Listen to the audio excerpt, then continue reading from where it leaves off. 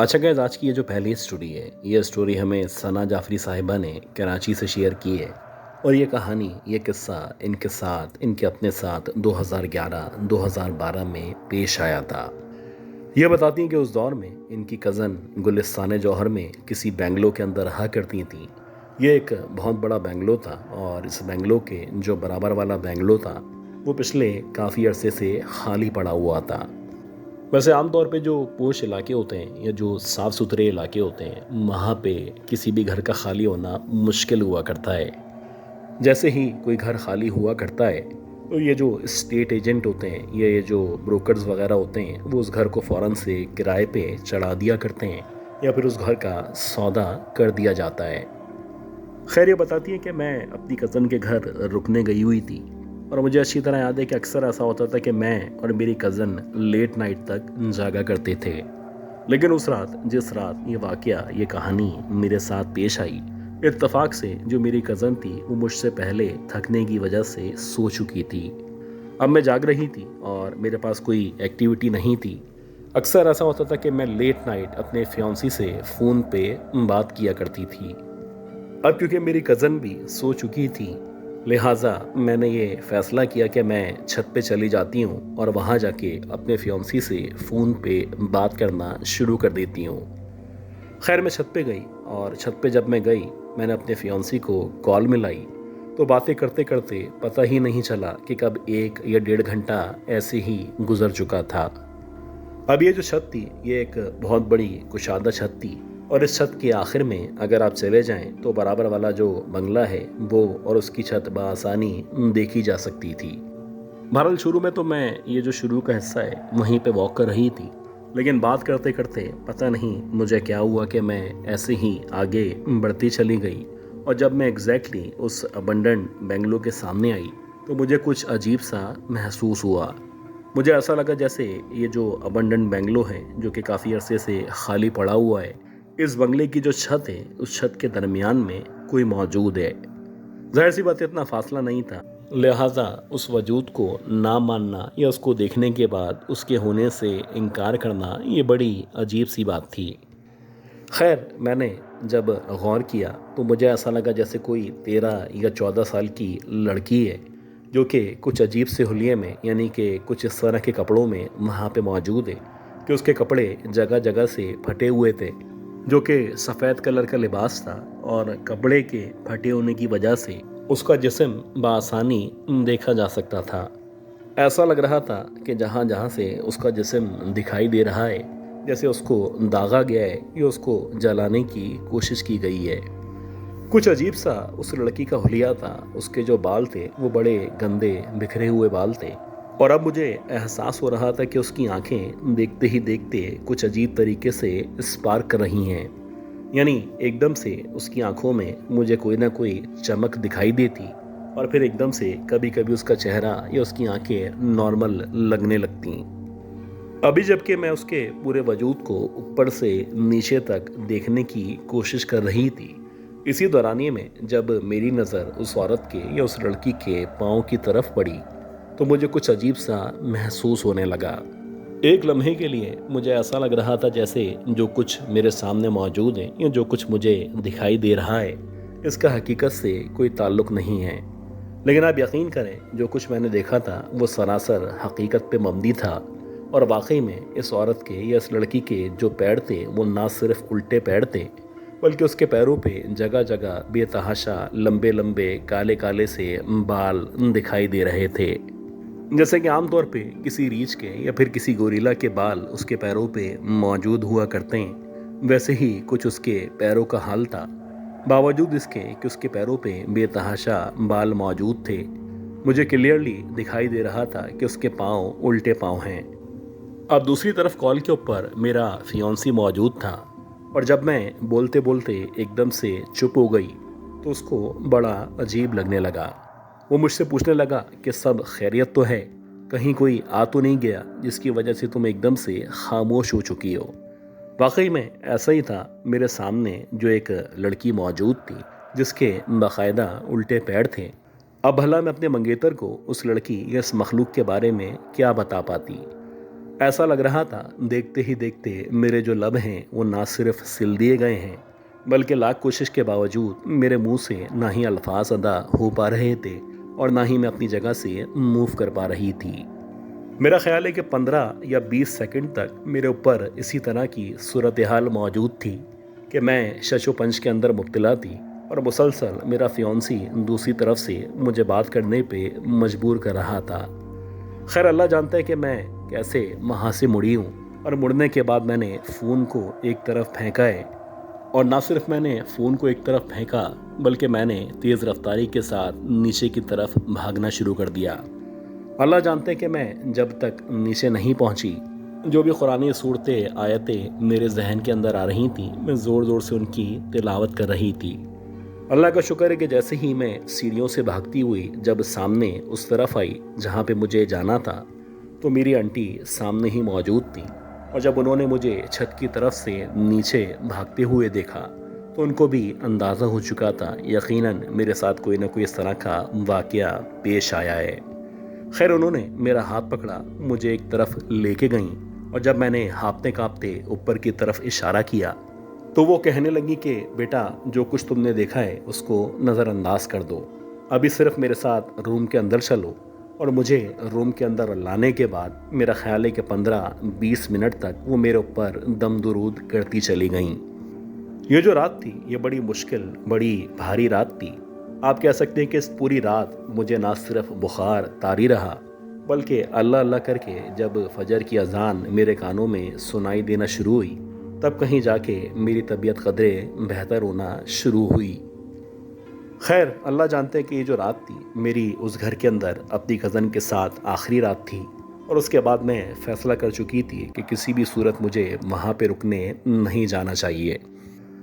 आज भी उस एरिया के अंदर वो घर मौजूद है, आज भी मेरी जो आंटी हैं, मेरी कज़न वगैरह उस घर के अंदर रहा करते हैं, और आज भी कहा जाता है कि जो बराबर वाला बंगला है वो वैसे ही खामोश है, वैसे ही खाली है जैसे कि गए वक्तों में हुआ करता था। लेकिन ये अल्लाह जानता है कि उस रात जो लड़की, जो चुड़ैल या जो भी मखलूक थी जो कि मुझे नज़र आई थी, वो बिलाखिर कौन थी और वहाँ पे क्यों कर मुझे दिखाई दे रही थी। और बात ये भी है कि ये जो पूरा एरिया है, इस एरिया के बारे में, ख़ास तौर पे इस गली के बारे में, अगर आप गली की बात करें तो इस बंगले के बारे में बहुत सारे किस्से, बहुत सारी कहानियाँ हैं जो आज भी ज़बान ज़द आम हैं। और लोग कहा करते हैं कि यहाँ पे अक्सर रात के औकात में उन्होंने एक लड़की को, हूबहू वैसी ही लड़की को, जिस तरह की लड़की को मैंने उस रात अपनी आंखों से विटनेस किया था, लोग भी अक्सर इस तरह की लड़की को अपनी आंखों से विटनेस किया करते हैं।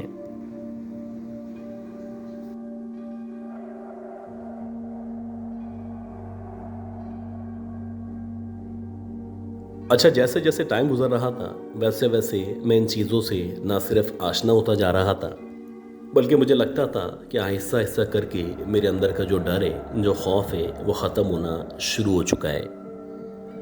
मुझे अच्छी तरह याद है कि 2016 या 17 चल रहा था और रात के तकरीबन 1 या 1:30 बजे का टाइम था। मैं वैसे ही अपनी जगह पे जहाँ पे मैं सोया करता था आके लेट चुका था और आंखें बंद करके सोने की तैयारी कर रहा था। इसी दौरानिए में मुझे ऐसा लगा कि एकदम से अजान देने की या अल्लाह अकबर की आवाज़ आना शुरू हुई है। अजीब बात यह थी कि ये जो आवाज़ थी कब्रिस्तान के अंदर की तरफ से आ रही थी, और ऐसा लग रहा था जैसे कोई अंदर मौजूद है, अंदर मौजूद होने के साथ साथ या तो अजान दे रहा है या फिर कोई ना कोई तिलावत या इस तरह का काम कर रहा है। ना ही कोई जागने वाली रात थी, ना ही कोई इस्लामिक डेट थी, ना ही कोई इस तरह का इवेंट था कि आप एक्सपेक्ट करें कि मस्जिद से या सराउंडेड एरिया से कोई आवाज़ आ रही हो। मैंने खैर इस आवाज़ को नज़रअंदाज किया, आंखें बंद की और सोने की तैयारी करने लगा। मेरा ख्याल है कि मुश्किल से 4 या 5 मिनट मज़ीद गुजरे होंगे। उसके बाद मुझे दोबारा से ऐसा महसूस हुआ जैसे कलवे शहादत की आवाज़ आना शुरू हुई है। अब मुझे यहाँ पे काम करते हुए काफ़ी अरसा गुजर चुका था। अल्लाह ना करे अगर किसी का इंतकाल हो जाए, भले वो रात का टाइम क्यों ना हो, तो कम से कम मुझे पता होता था, क्योंकि मेरी ही ज़िम्मे था कब्र की तैयारी करना या जिसका भी इंतकाल हो चुका है उसकी मालूमात को इकट्ठा करना, और जो भी गवर्नमेंट की कागज़ी कार्रवाई है उसको मुकम्मल करने में लोगों की मदद करना। तो आज ये क्या हुआ था कि मुझे ही पता नहीं था कि इस कब्रिस्तान में रात के औकात में एक तदफीन होने वाली है। खैर, जब मुझे कलमे शहादत की आवाज़ आना शुरू हुई तो ऐसा लग रहा था जैसे बहुत सारे लोग हैं जो मिल के एकदम से कलमे शहादत की सदाएं लगा रहे हैं। अब मैं खड़ा हुआ और मैंने सोचा कि मैं जाता हूँ, जाके देखता हूँ। हो सकता है इन लोगों को पानी की, फूलों की या इस तरह की किसी चीज़ की मदद की ज़रूरत हो।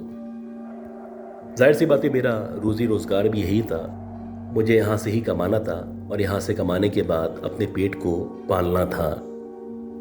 अब जैसे ही मैं कब्रिस्तान के अंदर दाखिल हुआ तो मुझे दूर से ही अंदाज़ा हो रहा था जैसे राइट साइड पे जहाँ पे कब्रिस्तान ख़त्म हुआ करता है, वहाँ पे एक पेड़ के अतराफ में बहुत सारे लोग खड़े हुए हैं। अजीब बात ये थी कि जब भी किसी इंसान का जनाजा रात के औकात में आया करता है तो ना ही इतने लोग मौजूद होते हैं और ना ही इस कदर शोर हुआ करता है। अब जैसे जैसे मैं मज़ीद आगे बढ़ रहा था तो मुझे लग रहा था कि तकरीबन 500 या 600 के करीब अफराद हैं जो कि बहुत लंबे लंबे से हैं। इन तमाम लोगों ने अरबी जुब्बे टाइप के एक जैसे लिबास पहन रखे हैं और कुछ अजीब तरीके से लंबे लंबे से गोरे गोरे से इनके चेहरे हैं। ये सारे के सारे उस पेड़ के अतराफ में खड़े हुए थे और मेरा अंदाज़ा है कि उसके दरमियान में वो जनाजा रखा हुआ था जिसकी तदफीन होनी थी। अब जैसे जैसे मैं आगे बढ़ रहा था वैसे वैसे ये जो मंजर था मज़ीद वाज़ेह होता चला जा रहा था और मुझे लग रहा था कि अब मुकम्मल हकीकत मेरे सामने आने वाली है। ऐसा ही हुआ कि जब मैं एग्जैक्टली उनके तकरीबन 2 या 3 फीट के फासले पे पहुंचा तो उनमें से जो सबसे लंबा सा शख्स था उसने एकदम से मेरी तरफ देखा। अब जब उस शख्स ने मेरी तरफ देखा तो आप यकीन करें, जब उसने मेरी तरफ देखा तो मैंने देखा कि उसकी आंखों की जगह पे 2 बड़े बड़े से घड़े मौजूद हैं। उस आदमी की आंखें नहीं थी बल्कि आंखों की जगह ऐसा लग रहा था 2 सुराख मौजूद हैं। ऐसा ही कुछ आलम तकरीबन तमाम लोगों के साथ था। सब के सब लोगों की जो आंखें थीं वो गायब थीं। इन तमाम लोगों ने जब एक एक करके मेरी तरफ देखना शुरू किया तो मुझे अंदाज़ा हो चुका था यकीनन ये जो मखलूक़ात मेरे सामने मौजूद हैं ये कम से कम इंसान नहीं है। खैर, मैं जैसे तैसे आहिस्ता आहिस्ता करके पीछे होना शुरू करता हूँ और जो भी कुरानी आयत मुझे आया करती थी मैं उनकी तिलावत शुरू कर देता हूँ। अल्लाह जानते हैं कि जैसे तैसे जब मैं मुड़ा और मुड़ने के बाद जब कब्रिस्तान से बाहर आया तो तब तक मैंने जानबूझ के ना ही पलट के देखा और ना ही मैं पलट के पीछे देखना चाहता था। जब मैं बाहर आके बैठा और तकरीबन 1-1.5 घंटे गुजरने के बाद जब फजर की अजान का टाइम हुआ तो आमतौर पे ये जो कब्रिस्तान के साथ मस्जिद मौजूद है वहाँ के जो भी मौज़िन हैं या जो भी इमाम साहब हैं वो नमाज से कुछ देर पहले यहाँ से गुजरा करते हैं। तो वैसे ही जब वो मेरे सामने से गुजर रहे थे तो मैंने जो कुछ देखा था मैंने सारा का सारा वाक़या उनके सामने बयान किया। ये वाक़या सुनने के बाद उन इमाम साहब का यही कहना था, यही मानना था कि रात में जिन लोगों को तुमने देखा था वो सारे के सारे जन्नात थे और यकीनन जिस तरह का माहौल था, जिस तरह से तुम बता रहे हो, तो यकीनन वहाँ पे किसी न किसी जिन की तदफीन की जा रही थी। इमाम साहब का ये भी कहना था कि अक्सर उन्होंने रात के औकात में इस तरह के जन्नात को या जनाजों को अपनी आंखों से कब्रिस्तान के अंदर देखा है।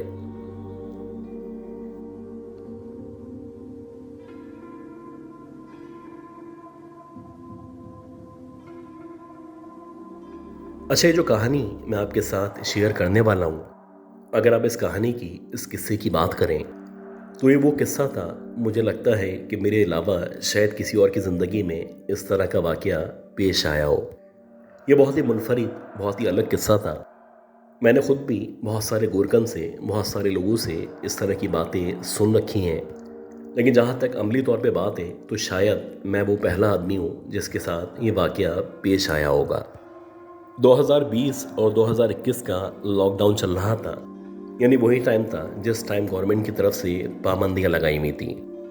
अक्सर ऐसा होता था कि मगरिब के बाद बाहर निकलने से या बाहर घूमने से गवर्नमेंट की तरफ से मना किया जाता था और जगह जगह रास्तों में पुलिस या इस तरह के लोग मौजूद हुआ करते थे।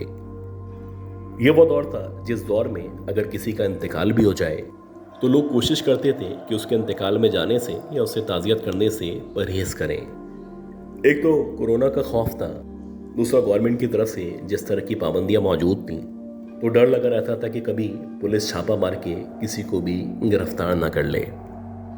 मुझे अच्छी तरह याद है कि रात के तकरीबन 1 या 1:30 बजे का टाइम था और मैं बैठा हुआ सिगरेट पी रहा था। अब मुझे यहाँ पे काफ़ी अर्सा गुजर चुका था और यहाँ के चप्पे चप्पे से एक एक जगह से मैं मुकम्मल तौर पे वाकिफ़ था। मुझे ऐसा लगा कि मेरे सीधे हाथ की तरफ से, जहाँ से गली बाहर की तरफ निकला करती है, एक शख्स है जो चलता हुआ मेरी तरफ बढ़ता चला आ रहा है। बज़ाहिर देखने में नॉर्मल इंसान था, जैसे कि आम तौर पे इंसान हुआ करते हैं। और जैसे ही वो मेरे करीब आया तो उसने मुझे सलाम किया। सलाम करने के बाद मैंने उससे पूछा कि भाई खैरियत तो है, आपका इतनी रात में कब्रिस्तान कैसे आना हुआ।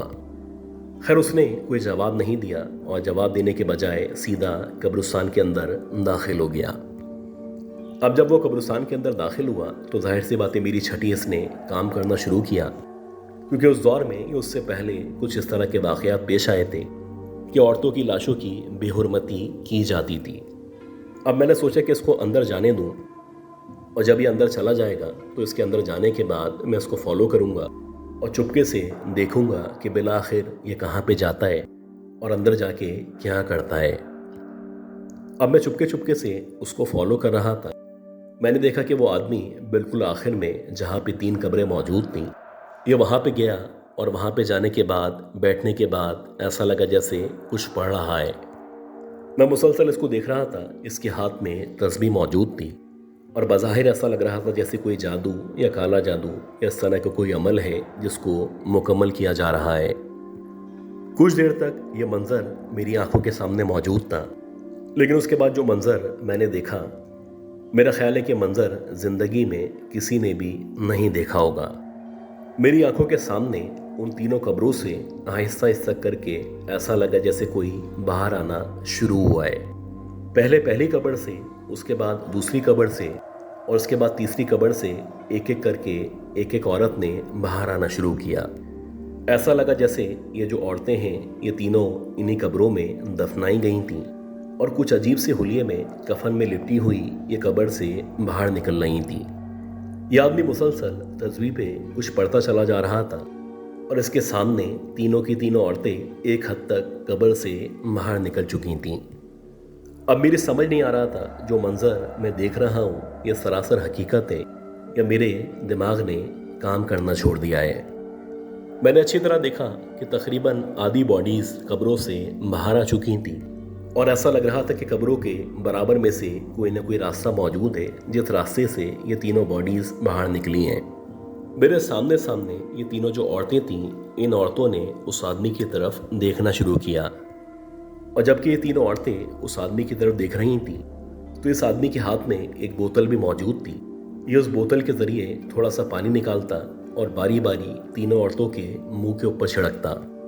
ऐसा लग रहा था जैसे वो इस तरीके से उन तीनों औरतों को पानी पिलाने की या कुछ अमल करने की कोशिश कर रहा है।